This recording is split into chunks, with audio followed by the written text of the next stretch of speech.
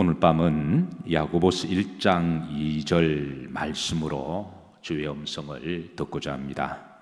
자, 여러분 잘 아시는 말씀입니다만은 이 말씀을 우리가 다시 한번 신비에 새겼으면 좋겠습니다. 따라서 하십니다. 내 형제들아, 너희가 여러 가지 시험을 당하거든 온전히 기쁘게 여기라.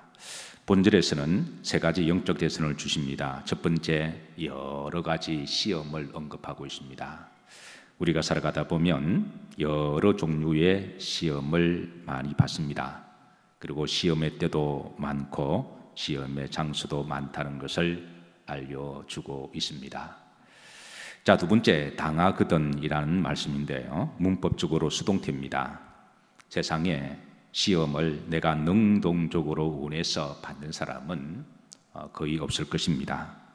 시험은 내가 원치는 않지만 그래도 시험은 찾아와서 우리가 느닷없이 시험을 당하게 됩니다.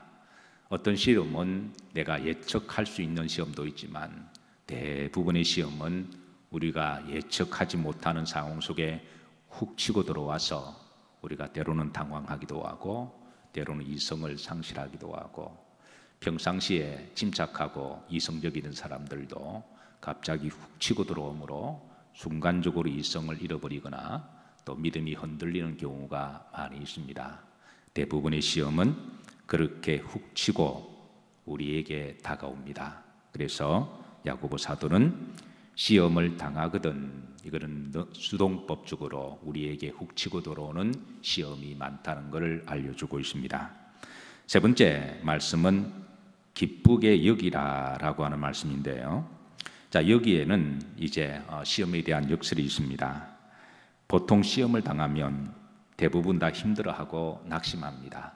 절망하고 때로는 시험을 준 대상을 원망하고 불평합니다. 그런데 성경은 온전히 기쁘게 여기라, 그렇게 레슨을 주시는데요, 여기에 여기라란 말은 consider이라는 말로 되어 있습니다. 이 말은 생각을 잘 하라고 하는 그런 말씀이죠. 우리가 시험을 당했을 때에 특별히 consider를 잘 해야 될 줄로 믿습니다. 왜냐하면 시험을 세상적으로 생각하면 이제 그 방향이 세상적인 방향으로 해법을 찾게 됩니다. 그런데 시험을 당했을 때에 이 문제를 우리가 믿음으로 잘 풀어야 되겠다, 그러면 우리 방향성이 주님이 기뻐하시는 쪽으로 우리가 방향성을 잡게 되는 거죠. 시험을 당했을 때 부정적으로 생각하면 그 방향성이 부정적으로 바뀝니다. 그러나 긍정적으로 생각하면 그 방향성이 또 긍정의 방향으로 바뀌기도 하고요. 시험을 당할 때에 누구 탓으로 돌리기 시작하면 이제 방향이 그렇게 또 정해집니다. 원수 갚고자 하는 생각하면 정말 원수가 되어버리고요. 그러나 이해하고자 하면 또 이해가 되어집니다. 사랑하고자 그러면 실제로 그 방향성으로 잡혀갑니다. 한국교회가 지금 여러 가지 어려움을 당하고 있지만 이 시험에 대해서 세상 사람들처럼 뭐 때문에 아니면 누구를 원망하거나 누구를 적대시하고 이 적대적 관계를 두면 본의 아니게 또 방향이 그렇게 잡히게 되는 거죠.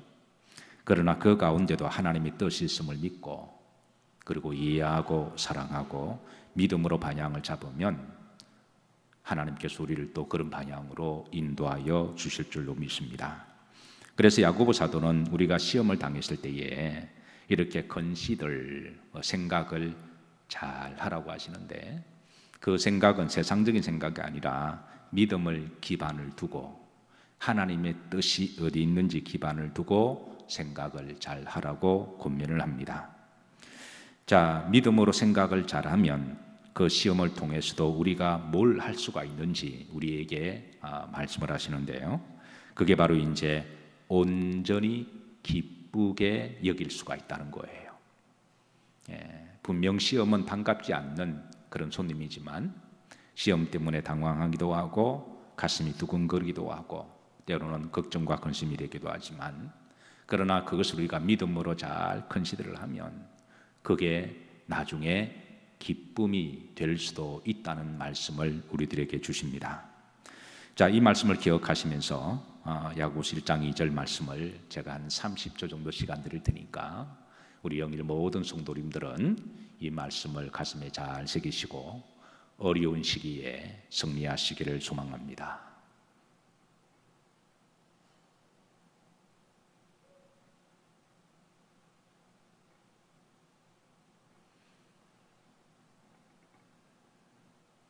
다시 한번 다 같이 합독하십니다. 내 형제들아, 너희가 여러 가지 시험을 당하거든 온전히 기쁘게 여기라. 아멘.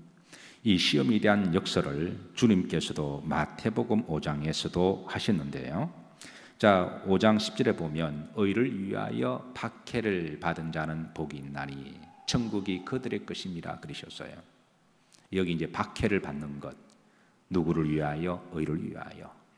사실 우리가 내가 잘못하고 내가 실수해서 받는 박해는 사실은 내가 뿌린 대로 거두는 거죠.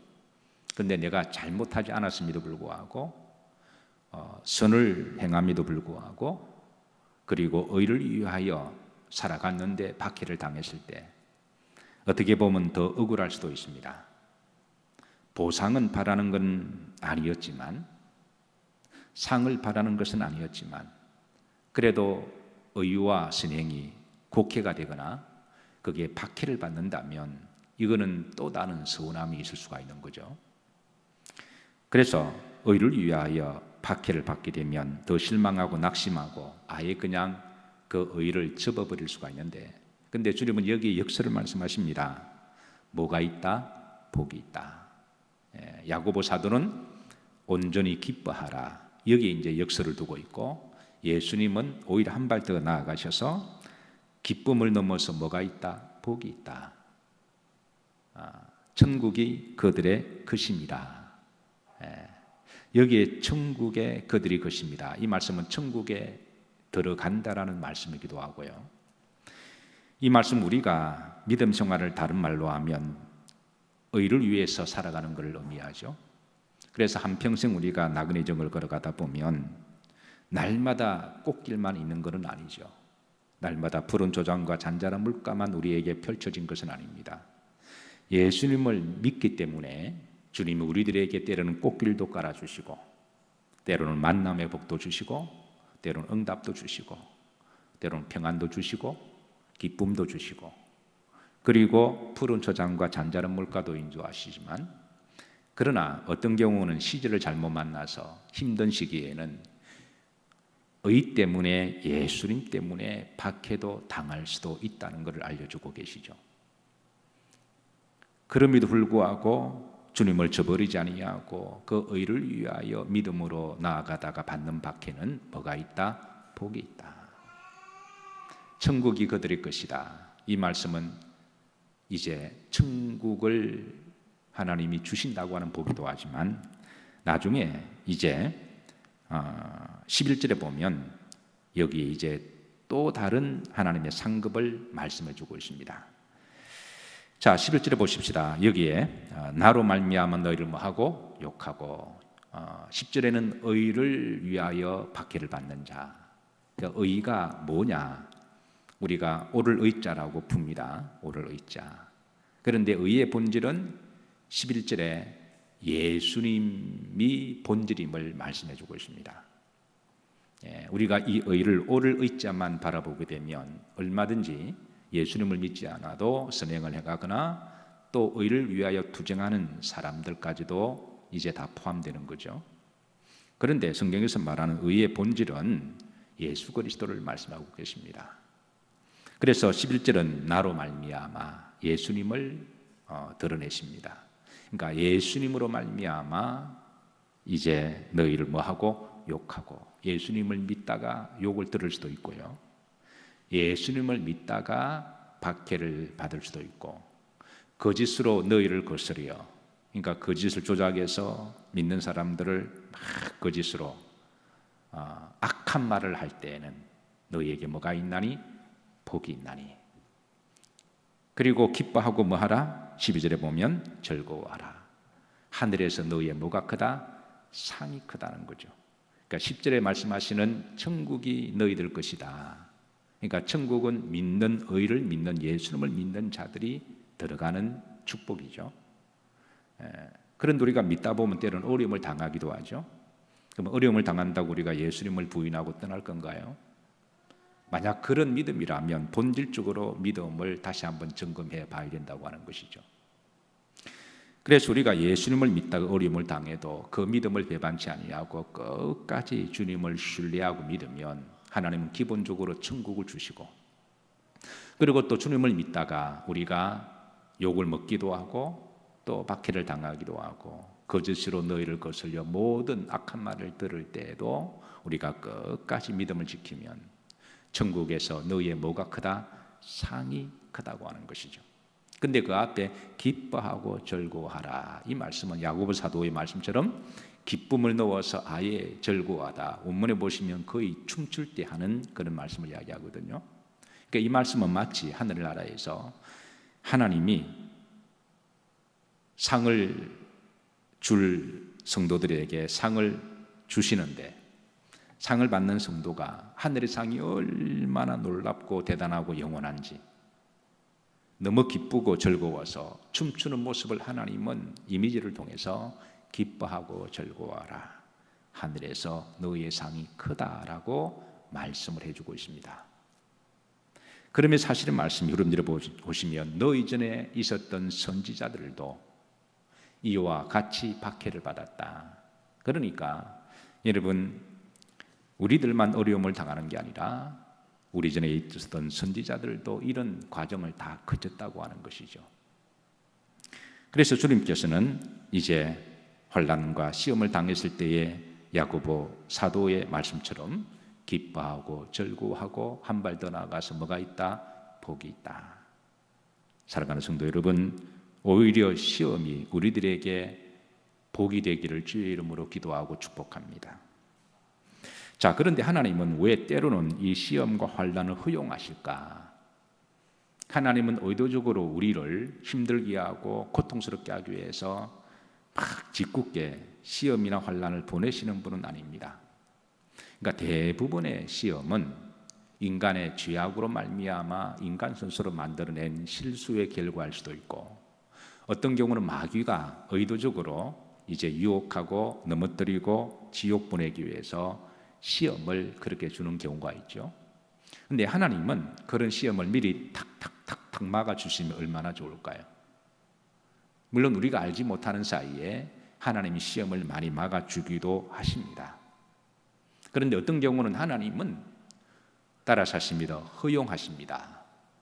이 허용이라고 하는 이 단어, 하나님 어떤 경우는 그걸 허용하시는 거죠. 마귀가 욥을 시험하고자 할 때 하나님이 얼마든지 막을 수도 있으시지만 하나님이 그 부분에 대해서는 허용을 하십니다. 왜 허용을 하실까? 이게 이제 욥이 나중에 갔어야 그 대답을 알게 돼요. 그 욥기 23장 10절이죠.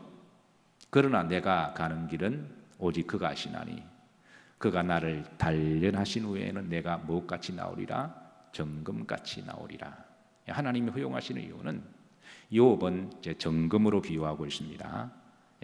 지금 성경은 순금으로 번역을 했는데, 순금이든 정금이든 이 금은 24K를 말하는 거죠. 순도 99.9%를 이야기를 하는데, 제가 가끔 말씀드립니다만은 옛날에 금을 이렇게 금 속에 있는 돌 속에 있는 그 금이 섞여 있는 불순물을 제거하기 위해서는 불 속에 한번 들어갔다 나올 때마다 불순물이 빠지잖아요.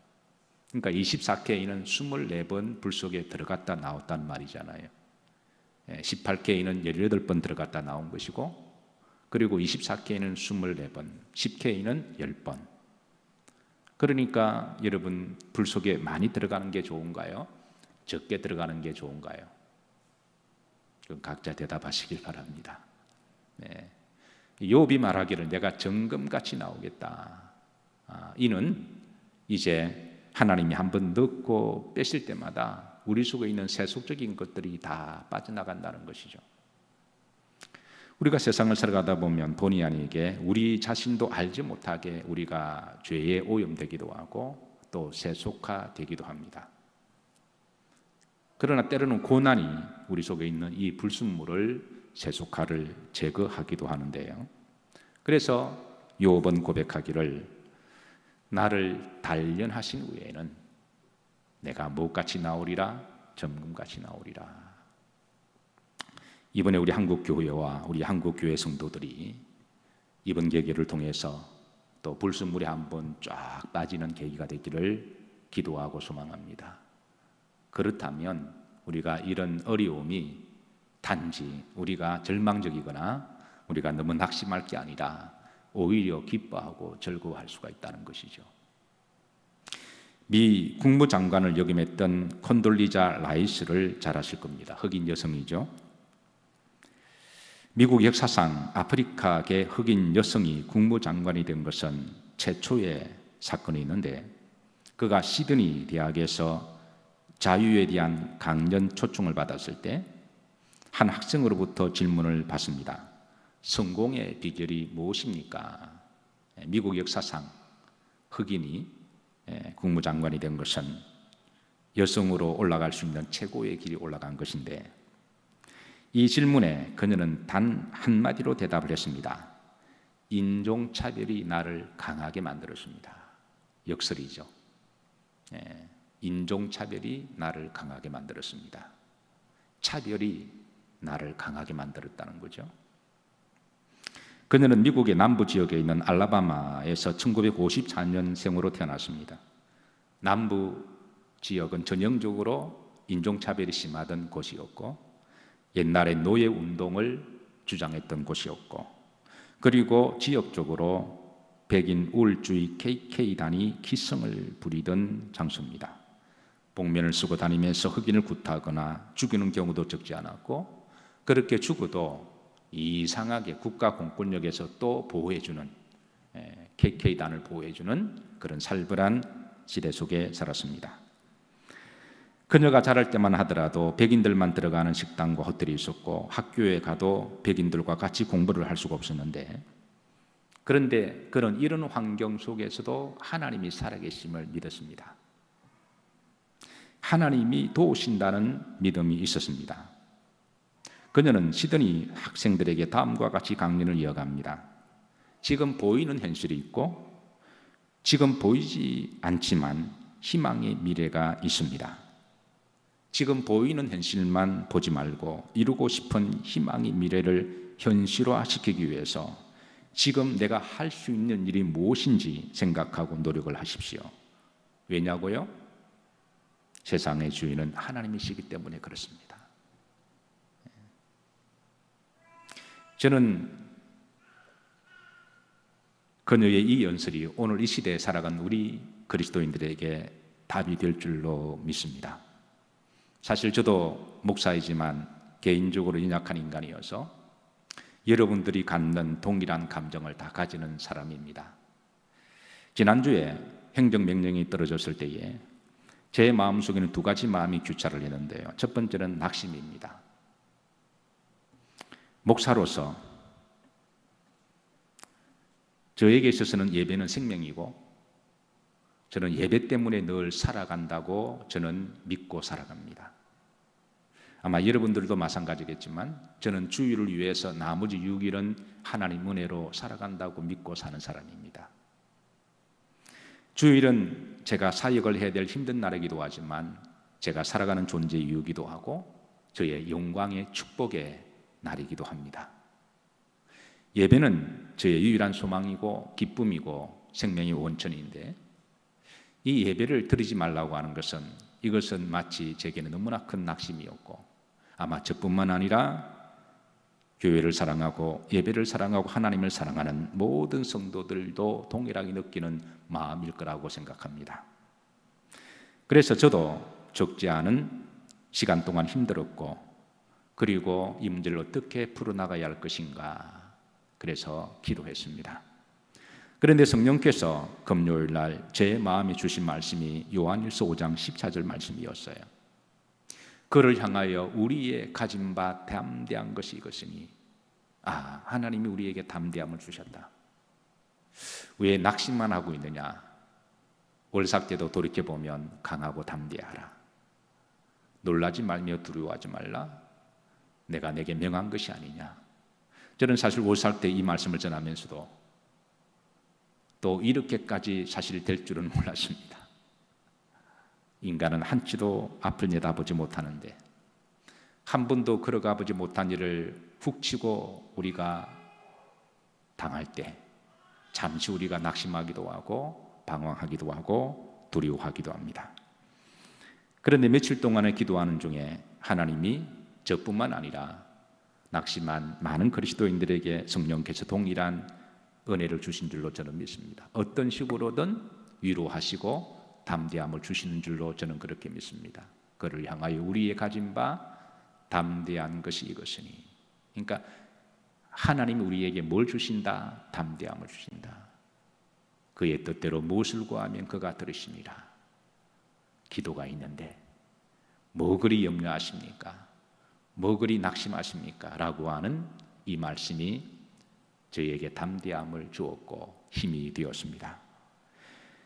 중반절에 그의 뜻대로 무엇을 구하면, 우리가 시험을 당했을 때에 내 뜻을 구하는 기도가 아니라 힘들고 어렵지만 먼저 하나님의 뜻을 먼저 구한다면 하나님은 때가 되시면 그 기도 들어주실 것이고, 그리고 하나님은 어떤 식으로든 선을 이루어 가실 줄로 믿습니다.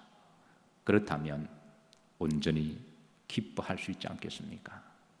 야고보 사도의 권면처럼 내 사랑하는 형제들아 너희가 여러 가지 시험을 만나거든 온전히 기쁘게 여기라.